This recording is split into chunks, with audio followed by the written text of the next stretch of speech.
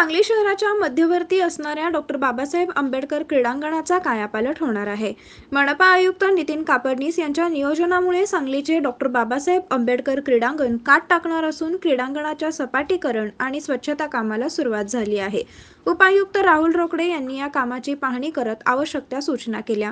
तसेच नगरसेविका स्वाती शिंदे, नगरसेविका सुनंदा राऊत, युवा नेते सुजित राऊत आणि स्वाती शिंदे यांचे प्रतिनिधी निखिल सावंत यांनीही डॉक्टर बाबासाहेब आंबेडकर स्टेडियममध्ये जाऊन सुरू असलेल्या कामाची पाहणी केली। नागरिकांसाठी jogging track, kho-kho, kabaddi, volleyball तसेच कमी जागेतील खेळ, क्रीडांगणाच्या चोहोबाजूंनी आकर्षक विद्युत तसेच सीसीटीव्हीची व्यवस्था, महापालिका क्रीडाधिकारी यांचे कार्यालय आदी व्यवस्था करण्यात येणार आहे। क्रीडाधिकारी महेश पाटील यांच्या माध्यमातून डॉक्टर आंबेडकर क्रीडांगणाच्या स्वच्छता आणि सपाटीकरण कामास सुरुवात झाली असून लवकरच सांगलीकर जनतेला डॉक्टर बाबासाहेब आंबेडकर क्रीडांगण एक सुसज्ज आणि कायापालट झालेले पाहायला मिळणार आहे। न्यूज लाईव्ह मराठीसाठी मोहसिन मुजावर, सांगली।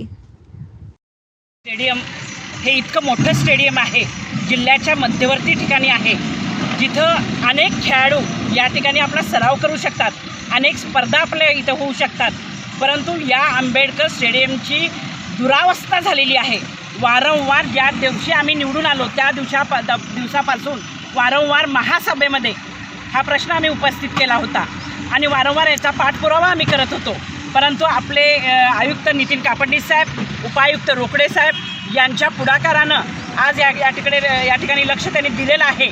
तर आम्ही देखील याचा पाठपुरावा करत आहोत। या ठिकाणी लाईट नाही आहेत, इथं जे स्टेडियमचं ऑफिस आहे त्याची दुरावस्था झालेली आहे आणि त्या ठिकाणी या मोडखळलेल्या जी इमारत आहे त्या मोडकळीस आलेल्या इमारतीमध्ये गांजा ओढला जातो, सिगारेट ओढले जातात, दारू पिले जातात, अनेक अवैध व्यवसाय या ठिकाणी रात्री होतात। इथं लाईटची व्यवस्था नाही आहे। तर याची कल्पना महासभेमध्ये प्रश्न उपस्थित करून मी निदर्शनास आणून दिली होती। तर आता आयुक्त साहेबांना आम्ही हीच विनंती करणार आहोत की येणाऱ्या काळामध्ये हे आंबेडकर स्टेडियम हे अद्ययावत झालं पाहिजे, अत्यंत चांगलं झालं पाहिजे। खेळाडूंना सराव करण्यासाठी, प्रॅक्टिस करण्यासाठी आणि स्पर्धा बनवण्यासाठी योग्य झालं पाहिजे। या ठिकाणी असलेली ही अर्धवट अवस्थेत असलेली जी बिल्डिंग आहे ती बिल्डिंग आम्ही दुरुस्त करणार आहोत। महिलांना आणि पुरुषांना स्वतंत्र शौचालयाची व्यवस्था करणार आहोत आणि त्याचप्रमाणे या ठिकाणी वॉचमन हवा आणि फिरण्यासाठी चांगला ट्रॅक हवा अशी आमची मागणी राहणार आहे आणि यासाठी आम्ही त्याचा पाठपुरावा करू आणि या परिसरातील लोकांना, सांगली शहरातील लोकांना एक चांगलं क्रीडांगण आम्ही लोकांना देऊ असं आश्वासन या ठिकाणी